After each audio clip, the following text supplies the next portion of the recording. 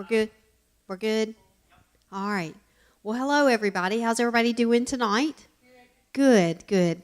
Thank you for being here tonight. Thank you for all of those that are watching us tonight or will be watching us. We just want to say thank you for joining us and being a part of Gateway. I got to get used to being up here. It seems kind of bright. I don't know why. Why does it seem bright tonight? Oh, okay. All right. It just seems a little bright tonight. And I'm dressed from work today. I really dressed down today, so it okay with y'all? Okay. All right. It's Wednesday night. But thank you for coming out. You know, coming out during the week can be a little bit of a struggle for a lot of people because you've got a long day, and you might have a long day tomorrow. You've already had a long week, and so Wednesday nights can be very difficult for people to get out. So I want to thank you for coming. We're going to just briefly talk for about 30 minutes tonight, and then we're going to pray. That's our orders. That's what Apostle David has asked us to do. We are a house of prayer. We do pray here. That's the foundation of Gateway, and we're going to continue to do that. And so instead of asking people to come an extra night of the week, we're just going to do brief instruction, and then we're going to pray. All right? So thank you. Before we start tonight, because this is short notice for me, okay, you have to be ready whenever. You know what I'm saying? So let's just pray. Let's open up with prayer. Father, I thank you for each and every person that's here with us tonight, that is joining us online. I thank you for being with each and every one of us. I thank you that you are preparing our hearts and minds to receive what you have to say. Father, I thank you for giving me the words that need to be said, for giving me clarity on what to say, when to say, and how to say it. Just use me as an instrument to be able to do what I need to do tonight. We ask this in Jesus' name. We give you all the glory and honor and praise. In Jesus' name, amen. Amen. All right. It's good to see the Griffins here tonight. We have some people out on vacation. We have, it's the end of the year. It's getting time for school to start back. So are you guys excited about that, or does that affect you in any kind of way? Okay, it affects me in multiple ways. And so I'm excited about it. I'm excited about it because right before I came out here, I got an email concerning the school. You know, Gateway Academy is opening up this fall. We opened last year, but we are opened up to others outside of here. And so I'm excited about that, and I'm excited about what God is doing. And even though we have faced many challenges to be able to be open, we are opening anyway. And the daycare is continuing to move forward, and God is continuing to bring people in. And we have people that are working there, and we have people that He's bringing in, and He's bringing in from all over. He's bringing them in. You know, we said that, but He's bringing them in. And so I'm excited about that. I'm excited about the changes. I'm excited about the ones that are there. I'm excited about what's happening here and what's happening in the lives of the people that are here, and the people that He's bringing in, and the people that He's just recently brought in, and the ones that will continue to come in. And I'm expecting more and more change and more growth every day in me and in this house. So I'm excited about that. So today, probably about 4 o'clock today, I said, okay, God, what do you want me to talk about? And so, you know, the only thing that there was just one word that came to me, and it was transition. And we are in a time of transition. I know I am in a time of transition. I think I live in a constant state of transition. I am constantly moving from one place to another place. I'm never allowed to be comfortable where I'm at because I'm constantly being challenged to move on beyond where I'm at. I'm not allowed to get comfortable. And I think that that's a blessing, because when you become comfortable, you become lazy and you become complacent. And in order for us to fulfill what God has asked us to do, we're not allowed to be lazy and complacent. So we have to be people that are willing to transition. We have to be people that are willing to accept change. And so that means sometimes, most of the time, we are always uncomfortable. And so we have to constantly be willing to be uncomfortable so that we can have more of what He has for us and be more of who He's called us to be. So would anybody here say that you're in a time of, is anybody else here in that time, or is it just me? Just me. Okay, just me? Just me. Oh, okay. I thought it was just me. Okay. We all are. Okay, so we are. But the one thing that is constant during that time of transition and that time of being uncomfortable is Him. And I think that it's during those times is when we find out how much or how real He really is to us. You know, the one thing about Gateway is that we are different than a lot of other places around here. We are a real church. We deal with real people. We have real issues, and we serve a real God. That's who we are. And so we understand that when people come in, we're not expecting everybody to be perfect. We understand that people are in that place of transition. I'm going to get there eventually tonight as to where I'm going. So I'm just kind of circling, and then I'll find the landing point, and then I'll take off. I've just got just a few minutes anyway. But so I am learning that in my time of being uncomfortable, that it's okay to give that up and give that to Him so that He can have control of that situation. How many times, you think about it, you're going down the road and you're driving down the road and you've got the steering wheel, but you've got somebody sitting in the back seat and they start telling you what to do. Now, how annoying is that? We talk about it, backseat drivers all the time. It's pretty annoying, isn't it? Especially when you know where you're going.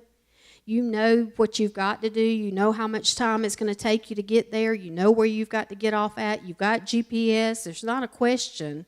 You don't need them to tell you where you need to go or what you need to do, how fast you need to drive or how slow you need to drive, or you're following too close to that car, you're not paying attention, or you're not doing this. Can anybody identify with that if you've ever been the driver of a vehicle, that you have a back, right? And at some time or another, we've always had to deal with a backseat driver.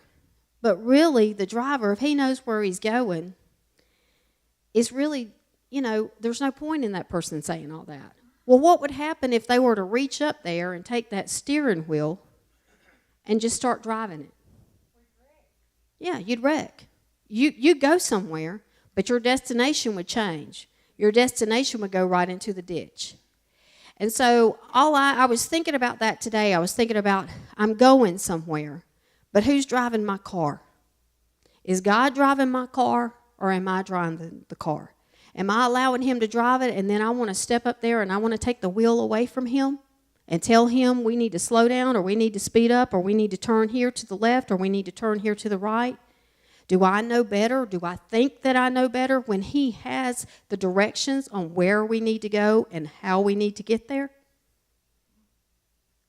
It's a question that I have to ask myself, because if I'm sitting back here in the back and I don't like what I'm seeing, can I trust him to get me where I need to go? Or do I feel like I know better even though I've never been there before? Do I have to try to take that wheel from him? Because I have no idea where we're going, but, in my mind, I know better. And if I'm not careful, I'll grab that wheel and I'll take it away, and we'll end up in that ditch, which is where I don't want to go. It's just a question. So that thought went through my mind today. Am I trying to steer it? Am I trying to take it somewhere? When God's got clear direction on where he wants me to go and how we need to get there. Can I sit back, and not sit back and do nothing, but just let him take me there? He's got something for me to do once I get there, but can I let him take me there? Can I trust him enough to take me there? And those are questions I have to ask myself. Maybe nobody else does, but I ask myself these questions all the time. And it's easy to say that, but when you get up every day and you're dealing with day-to-day life, that's when you find out if you really are or not. And that's what I find out. Am I really or not? See, growing up as the oldest, you always have to take responsibility for everything. Or normally the oldest do. Is anybody else in here the oldest in their family? That doesn't surprise me, really. The people that are the oldest. You know why? Because you always step in and take hold of things and do things when you see it needs to be done, whether it's your responsibility or not. And sometimes that gets me in a lot of trouble because I step in and do things that really aren't my responsibility, and it keeps me from doing the things that are my responsibility. Happens to me all the time.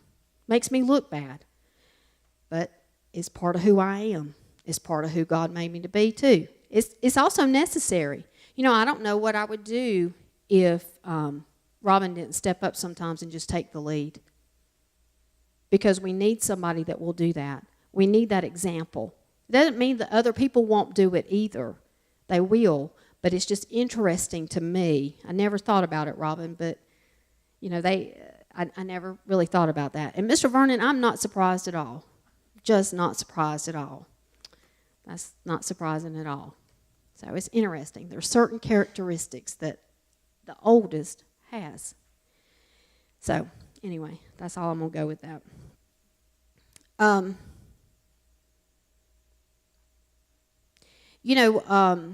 A lot of times in life, and we're going to do this about 15 more minutes, and that's all we got. One of the things that I have to learn to do is I have to learn to not try to control my life and control my situation. Because things don't always work out the way I want them to.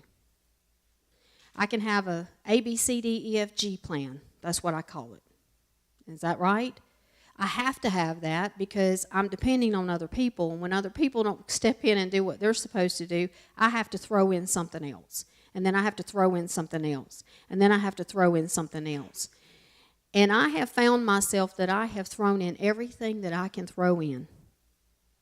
And I'm at that point in my life that I've got to trust God to be able to provide what I need for me to do what he wants me to do. I can't give anymore. I can't do anymore. I physically can't do anymore. I physically can't be in more places than what I am. I just can't do it. And there comes a point where you have to say, I can't do this anymore. God, I have got to trust you. And anytime we'll step back and take our hands off that wheel, that's when he can take us where he needs us to go. Because he's not having to fight with us anymore. He can just move straight on and take us where he needs us to go.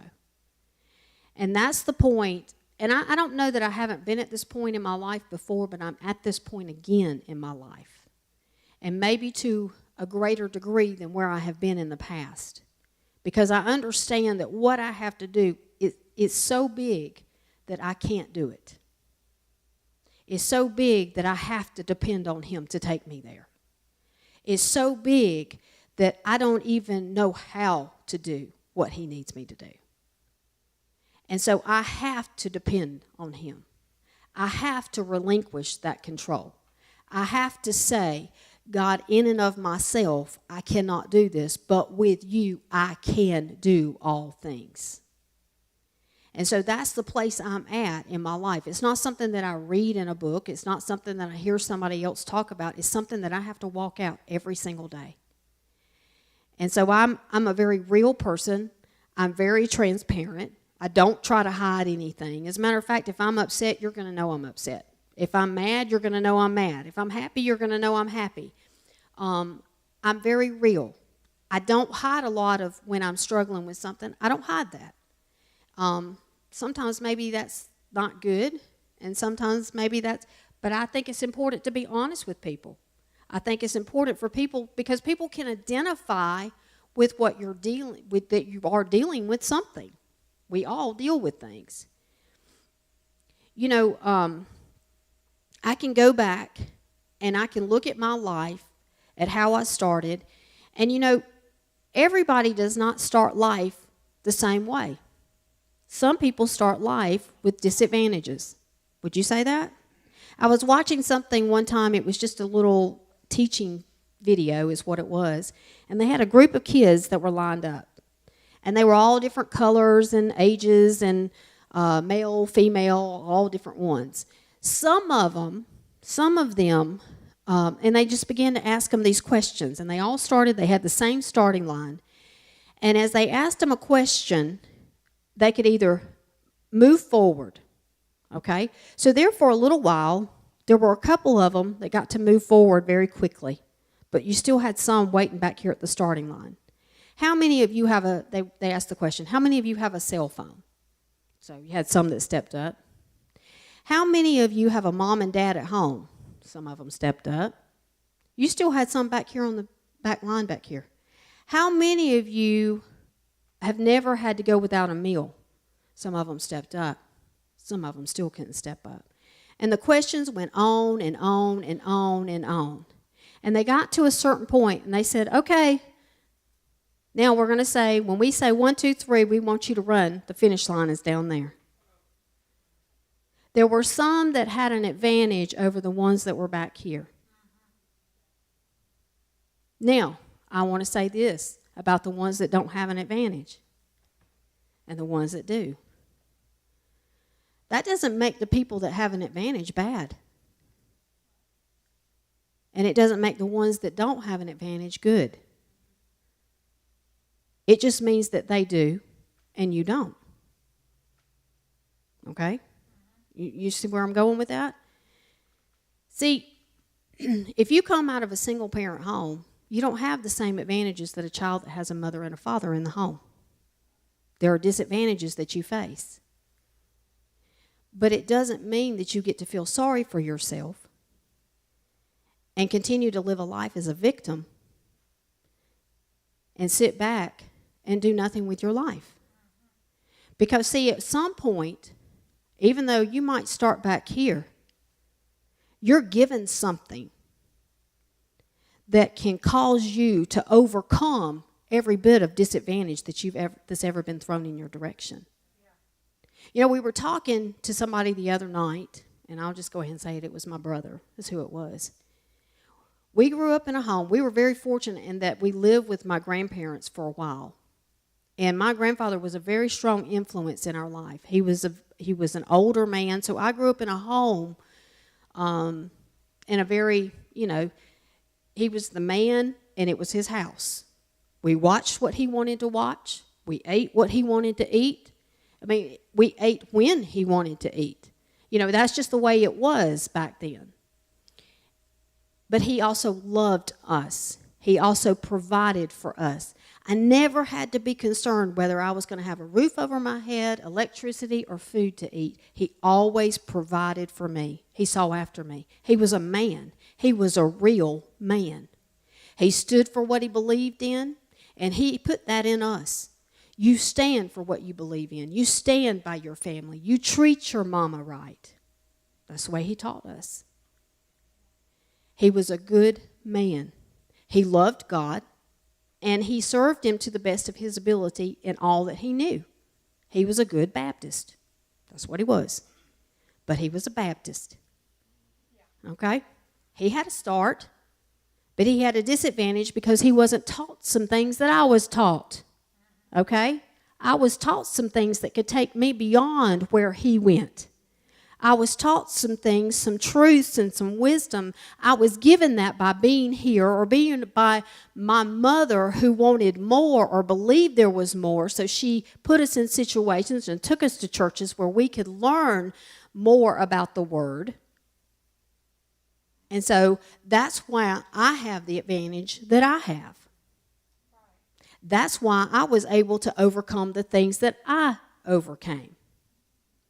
But see, this is the thing. When we were talking to him the other day, he told Andy, and he's really, really hard on himself. Both of us are. We are extremely hard on ourselves, aren't we? We expect perfection out of both. He expects perfection out of himself, and I expect perfection out of me. It's probably the house we grew up in. It's probably what it was. But we expect that we should be the best we can be, bottom line. And anything less, there's no reason or excuse for that. That's just the way it is. Be the best you can be. You don't have to be the best, but you have to be the best you can be. And so when he was talking to Andy the other day, he wasn't having a good day. He pulls every whistle, does everything he knows to do. I've never seen anybody do the things that he knows to do. But it ends up being harder for him than it is for anybody else. But he told Andy, he said, no, man, he said, don't feel sorry for me. There are no excuses. I'm not going to allow you or myself or anybody else to feel sorry for me. I'll get through this. I'll get past this. I'll get beyond this. Now, see, I'm going to tell you something. It took him a while to get to that point. But when you can do that, there is nothing that can stop you. There is no situation from your past. There's no memories from your past. There's no hurt from your past. There's nothing can stop you from being what God has called you to be. When you don't allow yourself to be a victim. Everybody in here has had something tragic happen in their life. And we have to deal with the emotions because that's what the enemy uses to stop us. We have those memories and they have such strong emotions. But God has given us something to get beyond our emotions so that we're not walking by our feelings and what we feel, but we're walking and we're being led by the Spirit. And so that causes us to be able to move forward, to move beyond the disadvantages that we may have been given early on in life. We've seen it over and over again. We always like the stories of the underdog. And the reason we do is because it gives us hope.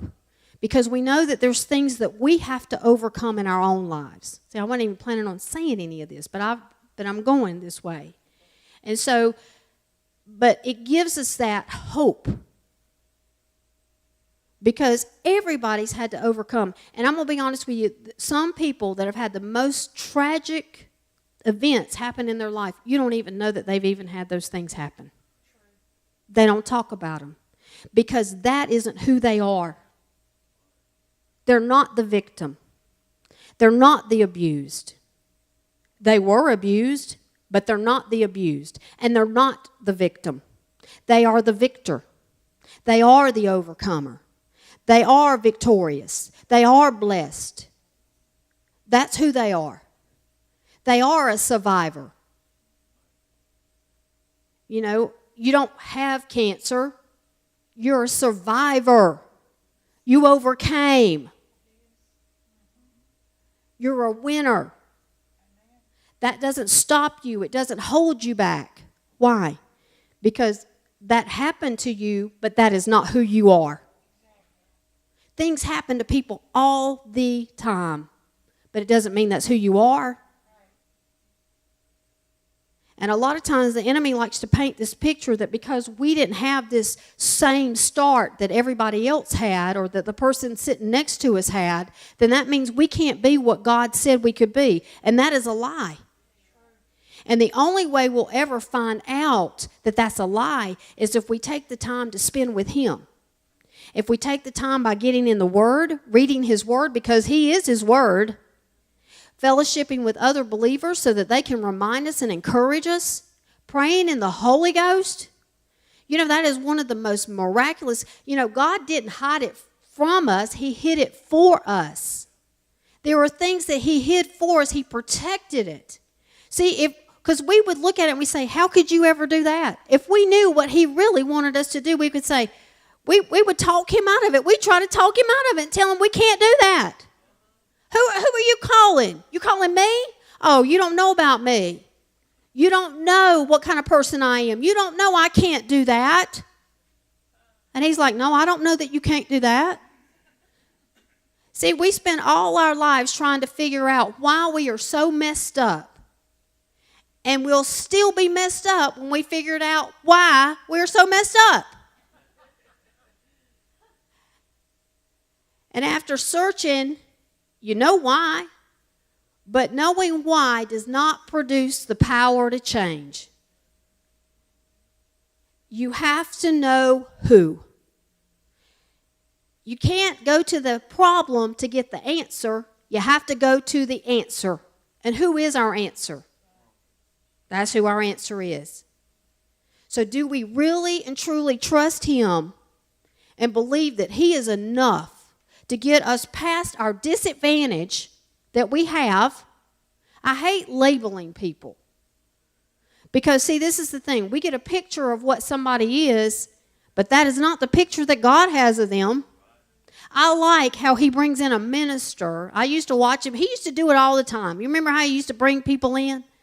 And we would think that this was just the most horrible person in the world. And they would, come here, honey. Come stand up. Oh, God just loves you. You were such an angel. And we're going, who, her? That is the meanest woman I've ever met in my life. But that's not how God sees her. God sees her heart. God knows her. He sees her in private. He doesn't just see her in public. He sees her in private. He knows her heart. He knows why she is the way she is. He knows each and every one of us. And He wants to know us more. So in my times of chaos, which it just seems to get more and more chaotic, I have to chisel a more time to spend with Him. And when I do that, it begins to make things really clear. And things that I struggle with and don't know what to do or how to do, or it seems so impossible, next thing I know, He just starts bringing people into my life and makes it possible. See, He has a way. He has a way of doing whatever you need, whenever you need, and however you need. We are not smart enough to figure that out. He told us not to lean on our own understanding, but to trust in Him in all our ways. So in all our ways, we have to trust in Him. That means if you've done it 50 million times doesn't mean that you can do it the same way 50 million in one time. I don't know what's going on in your life, but God does know what's going on in your life. And God cares about what's going on in your life. He cares not just about the mess in your life, He cares about you. He's cares more about the condition of your heart than He does about what all's going on in your life. He's more concerned about you than everything else. And if we'll take that time to set aside and spend with Him and develop that time and develop that relationship with Him, these things that seem so out of order and so crazy and so chaotic, He can line everything straight up for us and cut our time down, make things easier for us, bring people into our life, and all of a sudden we realize it is not our responsibility to get us there. He already is driving and has the destination, knows how long it's going to take us to get there, knows if we need to stop and get something to eat and refuel, whatever we may need, He's taking care of it. All we need to do is get in the car and go where He tells us to go. Are y'all good? All right, I'm going to leave it with that. Okay. Well, we love y'all very much. We all do. And we are definitely in a time of transition. But understand, that transition does not stop, and it's going to continue to, we're just going to continue to go through one. I don't know why we fight it so hard. You know, really. I don't know why we do. We shouldn't, should we? We don't like change, but change is good. Because if we don't change, then more than likely that means we just probably just sit here and die. I mean, we're going to grow. Babies, and as we come in this earth, we don't come in this earth as we leave this earth. We're continually changing. Babies are continually growing. They're continually having to, you know, when a baby is learning to walk, it's simple for us because we're so accustomed to doing that. But you think about what it takes for a baby to take that step. It has to take a significant amount of trust. And when they take that step and they take another step, and then everybody claps for them, and then they fall. But what do they have to do? They have to get back up again. It's like when you ride a bike. If you fall down, you got to get back on it. Because if you don't ever get back on it, you're never going to learn how to ride it. But if you'll get back on that bike and you'll try it again, next thing you know, you're zooming all around the neighborhood, doing wheelies and pop-ups and everything else. But you got to get back on it. So, thank you for coming tonight. We love you. That's all.